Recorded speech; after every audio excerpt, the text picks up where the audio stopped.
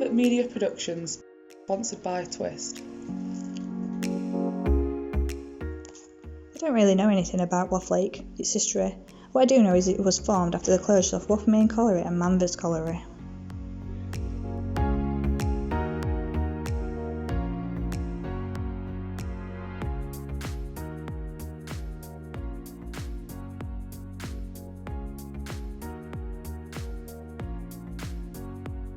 For a quick walk around the lake, I really wanted to find out more about how the lake was formed. I managed to find a local resident who has agreed to come to the studio for an interview. So, what could you tell me about just living in the area and some of the past history? Well, I was sort of a late starter at Wath Main. I was 35. Really? I actually phoned Manvers and I was too old. Right. Now Wath Main went into the interview. I got started as in mining terms or pit terms as a road ligger, which is a road layer. Right. I'm just telling you because they're all different terminologies. And from that time forward, the men at Wath Main were the best men I've ever worked with. Yeah. Because you had that camaraderie. You watched each other's backs, you looked after each other.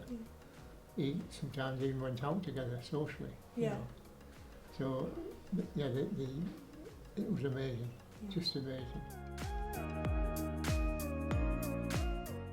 People don't know is that when you're down a pit, it might not look dusty, but there's dust all over. It's the dust you can't see. This is what they used to tell you.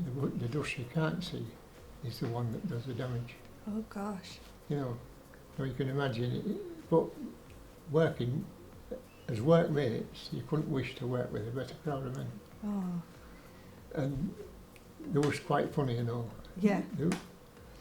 I'll just give you a little example.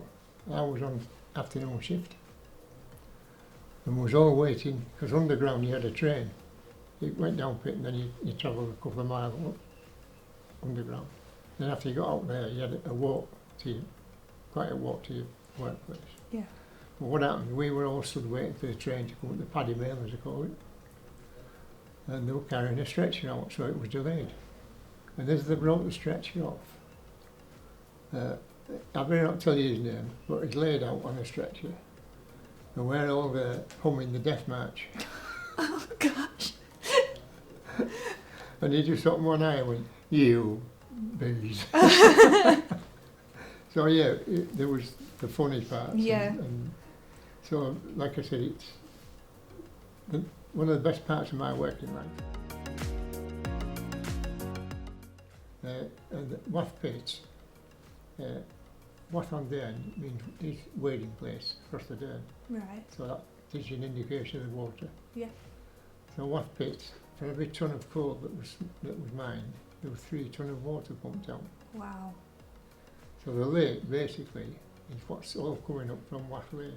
Right. At Wath Pit. So you've Wath Pit, and they're calling it Manvers Lake, which is the sole point. Yeah. Because there's never ever been a Manvers. Right. There was Manvers Pit, but that was named after Lord Manvers. Right.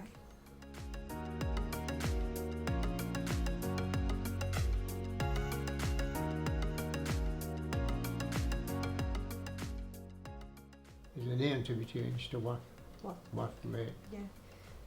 Could you tell me a little bit about like there's several social media pages, which is how we've got a lot of the information and how we've contacted a lot of the ex-miners. Could you tell me a little bit about what social media pages you're involved in? Yeah, I'm on the Wath Main history site. Yeah. And a lot of the lads. I think something I put on, there were 90 odd sort of replies to it, you know, and it gives us chance. We can check on each other. Sadly, you get to know when they die. Yeah. You know, there are a lot of Wath Main that have died since the pits have gone. Yeah. And we do sort of keep in contact through it. This is one thing that Facebook and this is good for. Yeah. I can talk to some of my old workmates, Yeah. you know, up on the slag heaps. Oh wow. the memorial what's there is a red brick memorial with a wheel, have you seen? And we all, as members of Wath Main, we all put money in and had that built ourselves. Yeah. We didn't get any funding from anywhere. No. And I was so proud that we could do that. Yeah. But like I said, at Wacom, which is all, you know where all the housing is now, and the bluebelling and all that were marshalling yards. Right. And like I said, it was one of the biggest in Europe. Yeah. Wow. And I actually worked on there before I went down for it. Wow. And we was clearing all the spillage, the coal spillage, to keep the marshalling yard going. Yeah. There we have it, a brief history about Wath Lake. Special thanks to Frederick Green.